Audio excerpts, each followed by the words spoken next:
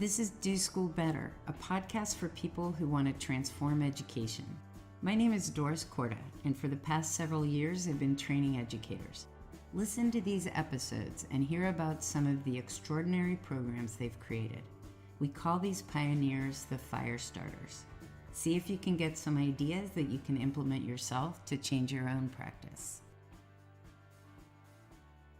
In this episode, Doris speaks with Scott Looney, founder of the Mastery Transcript Consortium and head of Hawken School. Scott discusses an initiative to bring important change to the college admissions process. Hi, Scott. Hey, Doris. I'm so excited about this podcast because you and I have been partners in crime for over 6 years. Yeah. And just for the listeners to hear, I usually say, can you tell us about yourself? I'm going to be obnoxious and tell everybody about you. So Scott Looney is the head of Hawken School, which is a phenomenal, progressive preschool through 12 day school in Cleveland, Ohio, that I have had the great privilege to be part of for these last 6 years. And Scott has been head of Hawken School for 11 years and came into the school. Hawken was the really first progressive school, private school in Cleveland, Ohio, starting in 1915.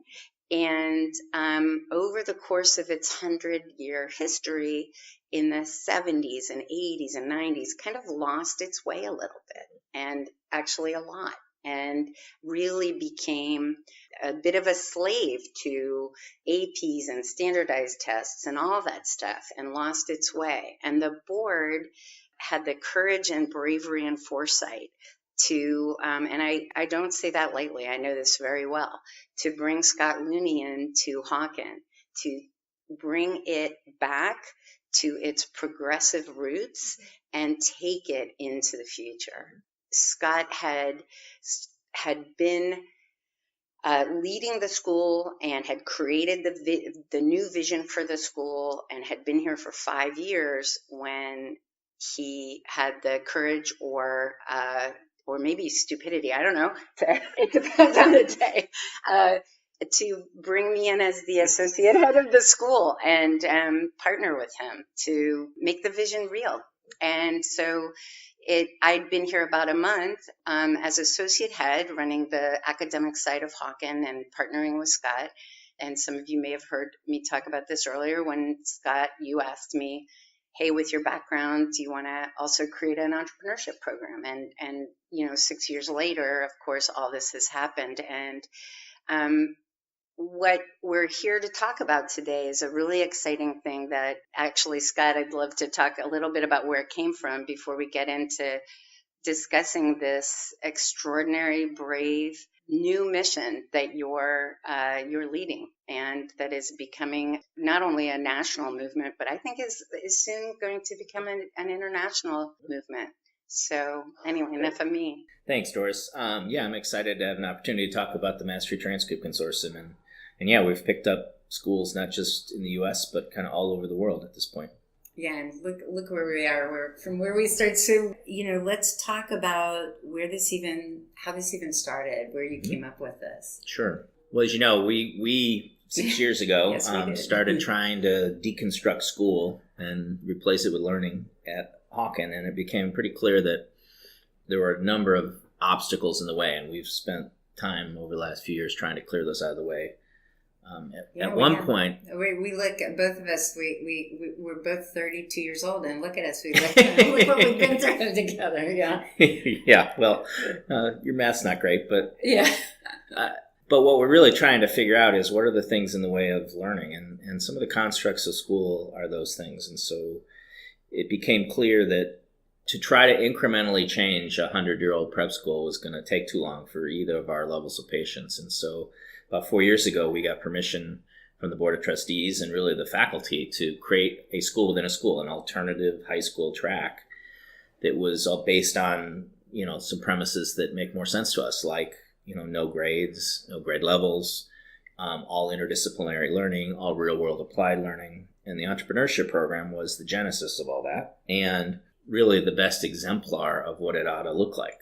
But as you found out teaching Entra, and we found out as we thought about what would a whole high school track look like, grades and the traditional transcript were a huge impediment. Yeah, it's one thing to create it; it's another thing to teach it and try to get it. Then having done both, right? And as you said many times to me, issuing grades at the back end of a completely team-based, experiential, portfolio-based is completely counter to the whole idea. So we thought we needed a new transcript for our little lab school, and we just figured we'd go find one. We figured there's 37,000 high schools in the United States. There has to be somebody out there who's got one similar to what we want.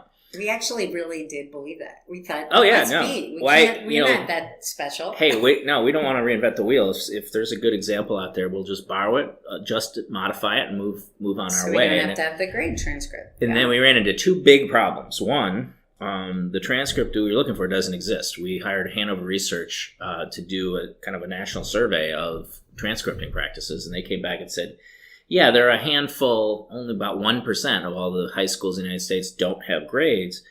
But even those high schools mostly issue transcripts with content-labeled courses and Carnegie units, a time stamp for how long kids sat somewhere.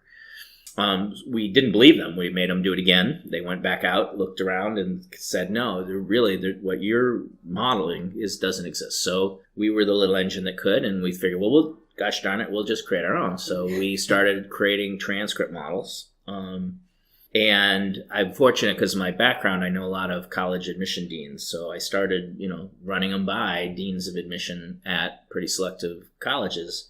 And they all had the exact same reaction, which is they understood why we were doing it. They thought it was a neat model. They said, wow, you'd really produce interesting kids if you did this. We said, thank you. That's the goal. And then they say, well, would you be the only high school with this kind of transcript? And we said, yes. we created it. We would be using it. And they said, yeah, we're going to hate it. And I said, well, can you tell me why you're going to hate it? Well, Scott, if your transcript's unique, if you have a one-of-a-kind transcript, we have thousands of applications we have to read. We have very little time to read them. I don't have time to stop and train my admission people in real time. And so we kind of gave up for a little while and thought, okay, I guess we can't create our own transcript. And then we were still going to build, you and I were still going ahead. Right. With, here's how our lab school is going to work. And right. It's going to be based on all the methods in the Entra class right. and the portfolio-based assessment, all this right. great stuff. And we were going to still slap a grade on it. Yeah, because we figured that was our only choice. And then I had a conversation with one of the same deans who I had showed this to before. And I said, hey, by chance, what if I brought 25 other prep schools with me and it wasn't just Hawken having a unique transcript? And that person said the same thing 5 or 6 other deans told me, which was, oh, well, that would be completely different. If you were doing this as a group, if there were a group of schools doing it, well, then I would take the time to train my readers how to read these transcripts, assuming, the format wasn't too non-traditional. And so I said, okay, I'll be back. And that was the genesis of the Mastery Transcript. So I spent about 6 months making phone calls to prep school administrators I knew who were friends, talking them into coming to Cleveland for 2 days to have a conversation about what would it look like to create a group. And we talked 30 schools into coming to Cleveland for a 2-day kind of seminar workshop. And we very intentionally showed them what was happening in the entrepreneurship program. So they could see a model of what this could look like. And they could hear from the kids what it felt like. And then we very strategically took them over to the Cleveland Clinic Case Western Reserve University Medical School, the Lerner Medical College, to meet with med students who were not getting grades, who were going through a completely project and problem-based medical school with no grades attached.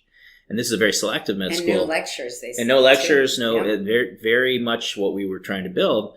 And these were all kids who came out, because the Lerner is a pretty selective med school. These are all kids who went to the most selective universities with straight A averages. And listening to them talk about the difference of what it felt like to learn to ask for feedback from your supervising physician because you wanted to grow versus trying to figure out how to get an A was so compelling. I mean, literally, it brought some of the people in the audience to tears. And we had hoped that if we could get maybe 15 of the 30 schools that visited to join, we might have something.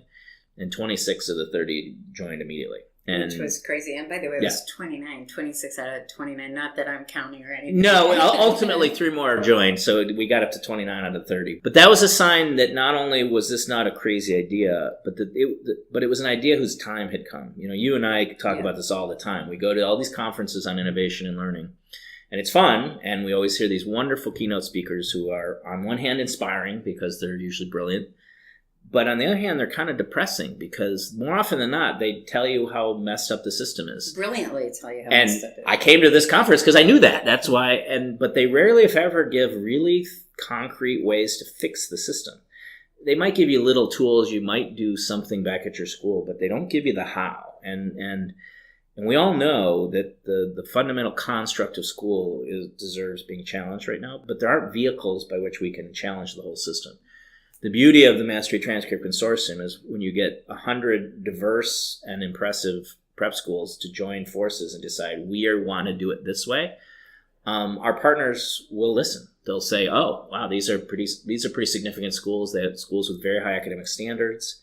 If they want to do this, there must be something to this." So the idea can't be dismissed out of hand when you have a group of schools that are renowned for their kind of academic standards deciding they want to do something together. Yeah, and we never, ever thought of this as something for private schools or private schools' kids.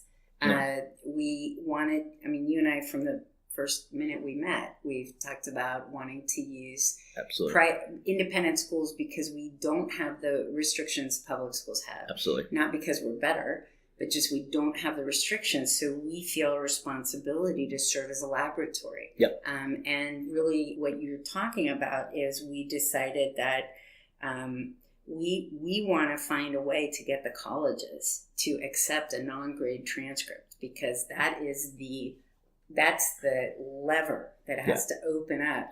Well, in addition to a non-graded transcript, a transcript that actually shows the full shape of a child, that gives them institutional credit for things beyond content knowledge. Exactly. Every transcript, 99% of the transcripts in the United States are content-labeled courses with letter grades after them. But how do you give a kid credit for persistence, resilience, integrity, teamwork, leadership, or even what would be considered academic skills, creative thinking, critical thinking, complex systems thinking? How do you give them a credit? We don't currently do that. And so... Yeah, and just for a second, think about what I always say to people when I'm talking to people about this, and one of the hard things about being an educator is everybody's been themselves through school.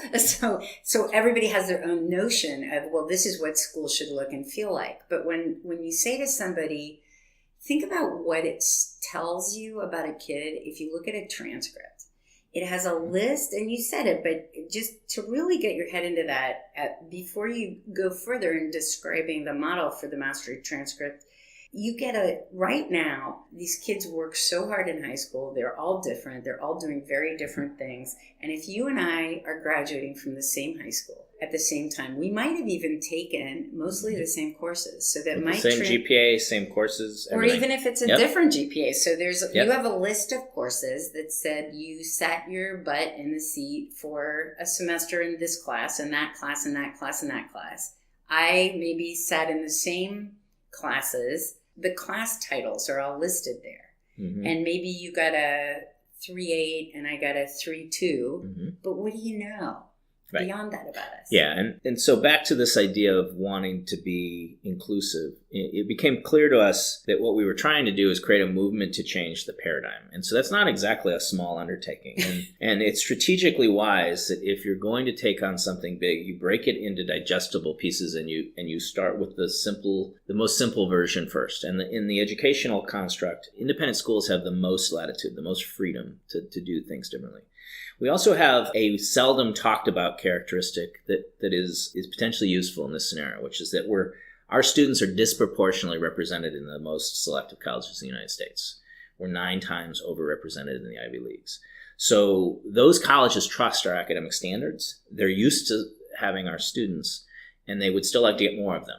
And so it gives us Even though it's totally unfair, and we could do a whole another podcast. No, it is what it is, right? And it's not fair. I mean, you and I both talked about this. If I had my way, schools like ours shouldn't have to exist. Every kid should have an education that's comparable to the one that. And there should be a school-blind application process. But our society does not invest the resources. Yeah. So, and anyway, so we want this whatever we build to be accessible by all sectors. However, trying to take on all of the various state requirements as an opening effort was a little bit tricky. So we started with the universe that we know. What I would also say about our effort, which is important for people to know, is that we're not trying to game the system. This will be actually a much more transparent way of showing kids, because our model is not just, your transcript is no longer a single piece of paper. Your transcript is now electronic. Everything on it is clickable. You click on a credit, it takes you to the standard underneath that credit. It shows you what is the standard that institution held this child to. You click on the standard and it actually takes you to the portfolio, which is full of both work product, things that kids actually produced, and feedback from teachers and other sources that give a sense of what did this child learn. So right now I'm working in an admissions office in a college. I get thousands of applicants.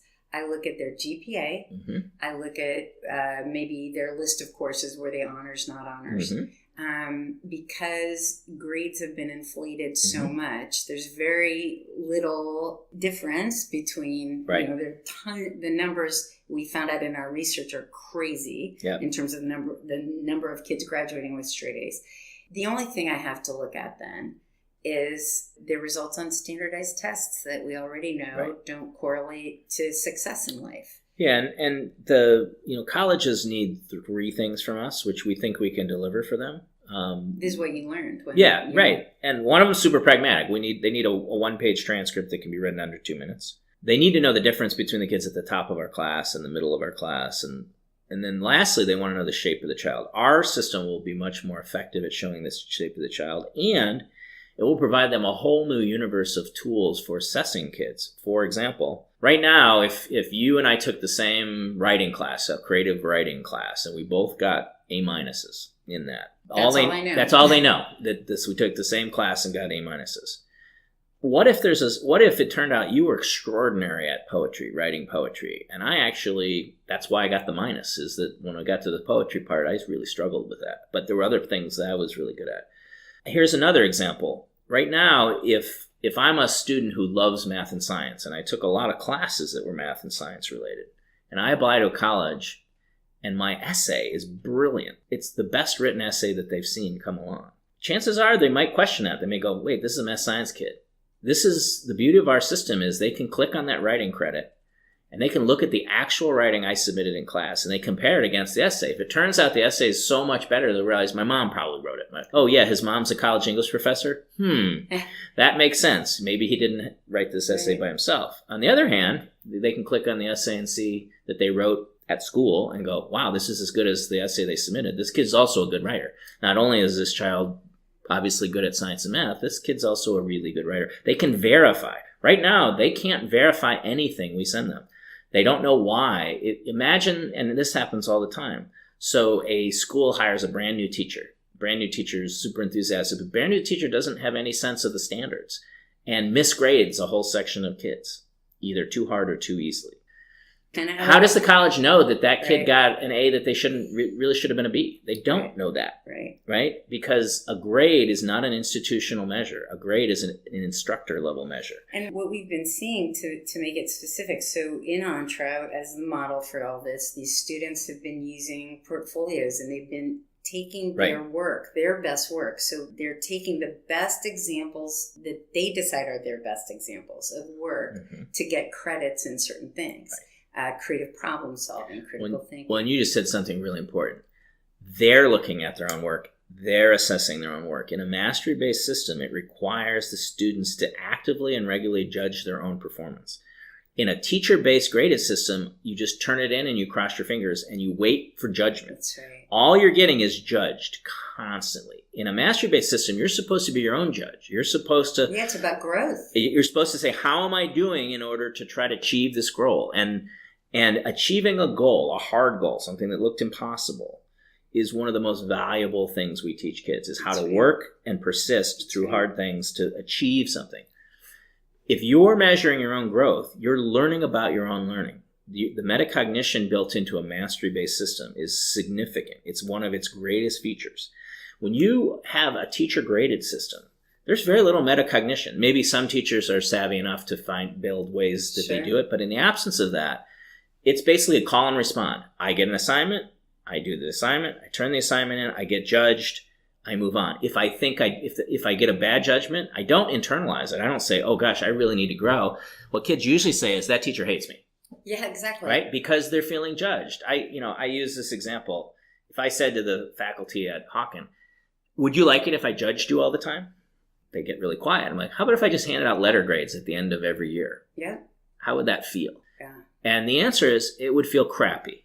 Because basically, instead, what I'm saying is, hey, here's some professional development dollars. Go be the best teacher you can be. Keep growing. Keep growing. That's the message.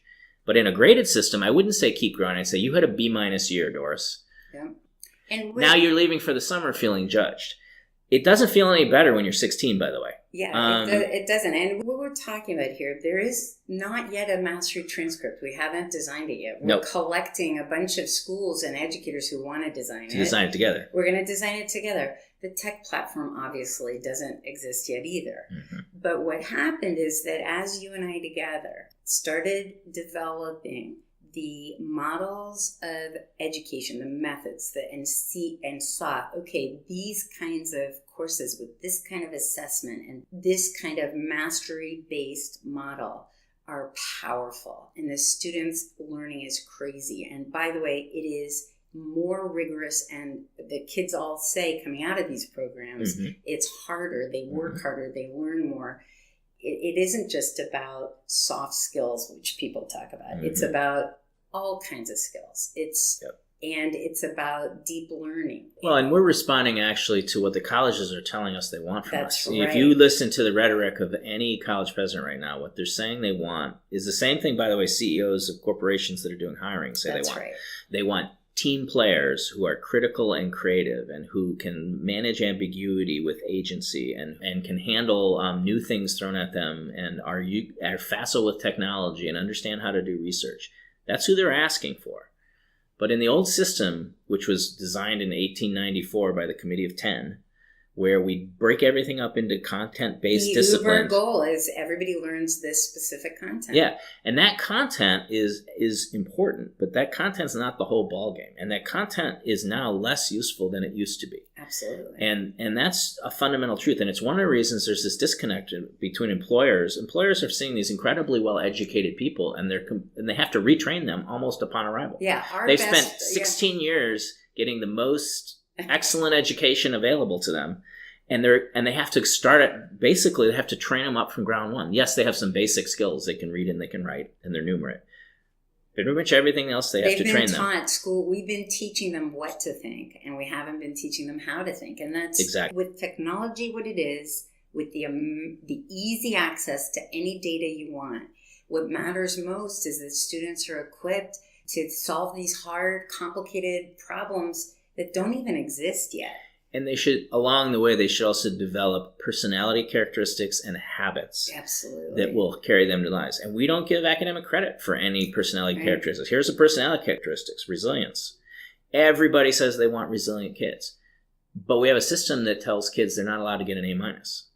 Tell me how we're supposed to produce resilient kids in a system where you're never allowed to fail.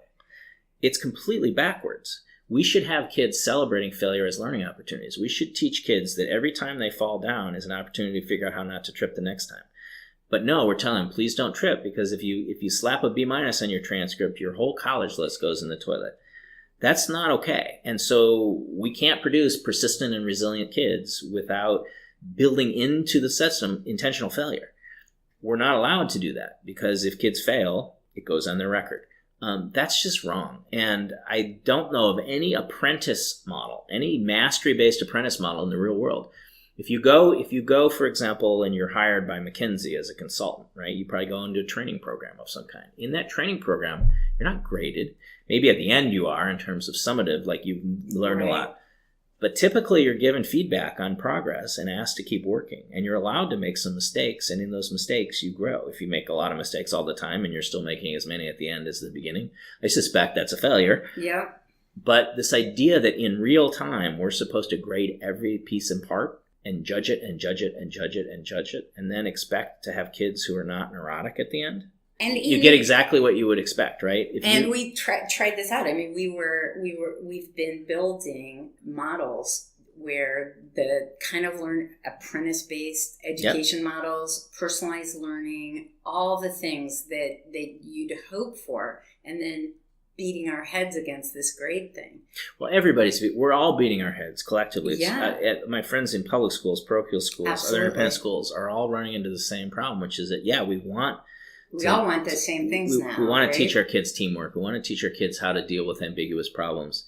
But we can't because is because of the state standards or because of we have X amount of content we have to cover in the AP. Or at the end of the day, my school and me as a teacher, I'm assessed on how well my students do on those standardized tests. That's it. So we can have all the great aspirations we want. And here's the problem. I don't have any problem with holding kids to high standards. In fact, I don't think people grow unless there's a standard that hopefully they're holding themselves to that pushes them forward. But if we believe that character matters and skills beyond the basic academic skills are useful in the world, and whether you call those skills habits of mind or personality characteristics, then we should assess them. And we should try to get kids to master them while they're in high school, while they're fully impressionable. And they'll be more resilient, more persistent, have greater empathy and integrity when they get to colleges, which will mean their capacity to persist in college, succeed in college, be successful beyond college will go exponential. Because if you ask employers what determines an employee's success, it's not content knowledge, and it's not basic academic skills. It's rarely their writing skills or their reading skills. It's usually their interpersonal skills. It's usually their capacity to deal with challenge and work with other people.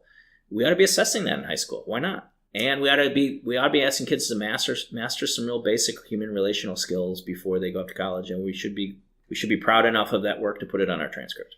And yes, and I want to take you back to the transcript for a minute. So there are all over the world now schools and educators experimenting and developing phenomenal new models of learning. We're not the only ones developing portfolio-based skills, all this stuff.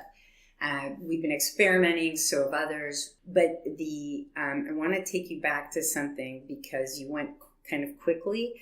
When you said, Doris, I'm going to go ask my friends in the college admissions office, and we were trying to build this lab school, and you came back and you said, I literally remember you saying, they said, if it's just Hawken, forget about it. Right. And you also said, and Doris, here's what I learned. There are 3 things they want out of this. One of the things they said that you went over kind of quickly was the 2 minutes. I want, as you think about what the mastery transcript brings, talk a minute about that. Sure. So the transcript now is a 1-page piece of paper. So at the end of the day, our transcript still has to be, the beginning of our transcript has to be 1 page. We have to get everything on 1 page. Now, it's all live, so if you want to click on it and dive into it like I described earlier, you can. But on that 1 page, the content will be specific to the institution. If one school wants to give a credit for persistence and another school decides it's not a credit they want to issue, that's fine. If 2 schools want to give credits for persistence, but they want to define it differently at their schools, that's okay too. Because remember, with the credit comes the definition. Those colleges will see the definition if there's a difference. But what can't be different is the format of the transcript has to be the same. So if it's called a mastery transcript, we've copyrighted that. If it's called a mastery transcript, it will have a common format because we don't want to make our friends in college admissions crazy. If they have to... Well, they won't even do it, right? I mean, what if every mastery transcript has a unique layout, right? So we don't have the layout created. We're going to create multiple models and we're going to test them. But once we're ready to kind of go live, we'll have a limited set, if even a set, of formats so that the college admission officers will know that if they see a mastery transcript, it'll look like the format will look the same as every other mastery transcript. The content will be specific to the student in the school, but the format will be the same. And we think that we can hit that 2-minute read mark. Now, which isn't our idea, the 2 minutes. no, that's the college admission officers have said they give between 60 and 90 seconds to read. And I said, well, hey, for us, would you give us an extra 30 seconds? They're like, sure, you can have 2 minutes. But what's also important is that a lot of admission works that's really tricky is done in the margins. The clearly admissible kids and the clearly kids who are not admissible, those are done quickly at the front end of the process. The vast majority, I did admissions in my background, the vast majority of admission committee meetings are the kids in the middle. The kids who are right on the acceptable, non-acceptable line, or right between should we take this kid or should we waitlist this kid. In those conversations, you do want more information. You do want more evidence. You do want someone saying... And they spend more time. Yeah, someone saying, you know what, we need more kids. We need better RAs. Our RAs have been really disappointing. We need more. Well, then we need kids who've got incredible social-emotional intelligence.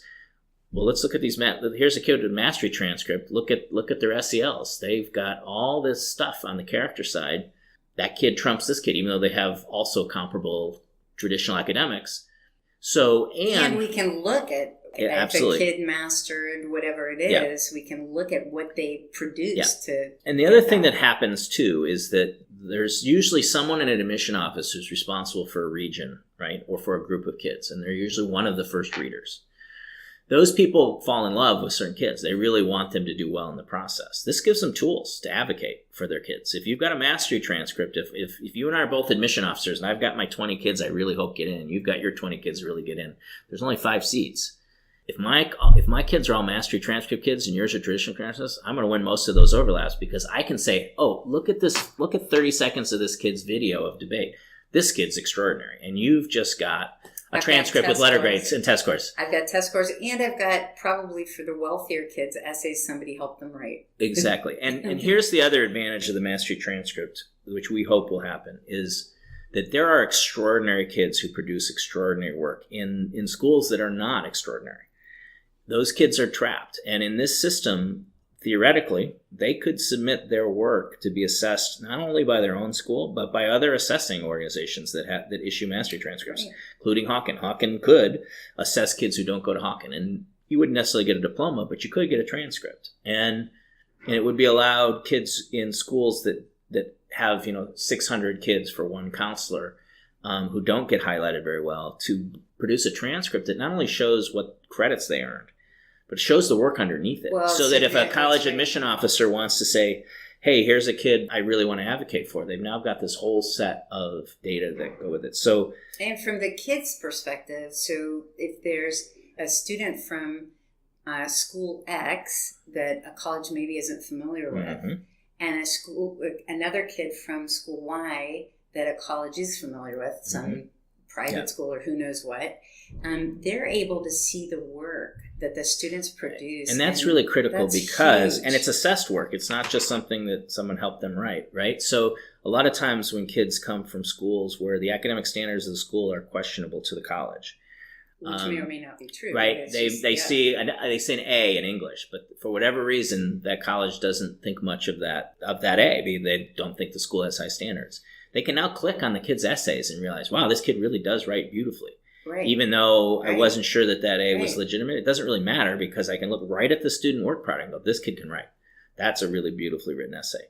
And it wasn't the essay that they turned in that maybe someone helped him write. It was the thing that was turned in his class. So, and for a kid who's, for example, a kid who is an artist, all right? Maybe they're a performance artist. Maybe they don't show up well on any standard kind of test or even write essays well. But now a college admissions officer can look at the video of them performing and see the kid. And use the word can, but they won't have to. If they trust the transcript, if they trust the credits, which we believe they will over time. They can read it in under 2 minutes. They can read it in under 2 minutes and move on. And so the kid may be automatically in or automatically out based on that alone.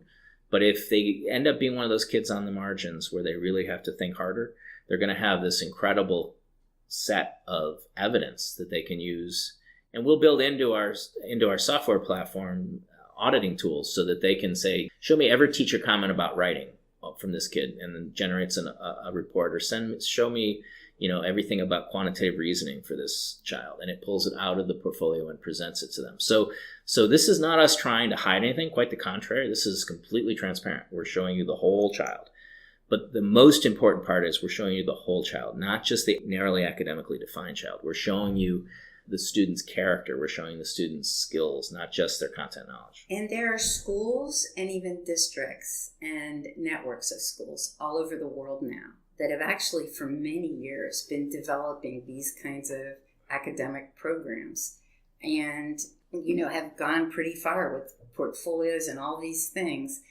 The mastery transcript doesn't exist yet, but together with all these folks, we're going to design something that gives a vehicle for these guys. Yeah, I'm a big fan of Jim Collins' work, and one of his premises is first who, then what. So the first thing you want to do if you want to do something complicated is put a great team together. And so bringing these schools together to start the conversation and then broadening it to our friends in parochial and public schools, that's what you do first. You build your team first. And then the team will collectively, with the guidance and the hopefully resources of the MTC, create a new paradigm, a new system.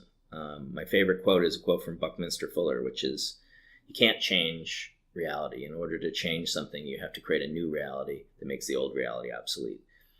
Our current paradigm isn't serving children well, so we need to build a new paradigm. And the only way we can do that is to have smart people on the same team. And so that's what the MTC is doing, is putting smart people on the same team. And can you believe there are so many people wanting to do this? Yeah, the fact we're over 100 schools and so climbing fun. Rapidly, we'll be several hundred schools soon, which will be pretty cool. It's exciting. Thank you, Scott. No, this is great. Thanks, Doris. If you like the podcast, please consider leaving a review on iTunes. If you're a K-12 educator and interested in developing innovative academic programs where your students gain deep learning and master skills, go to wildfire-education.org.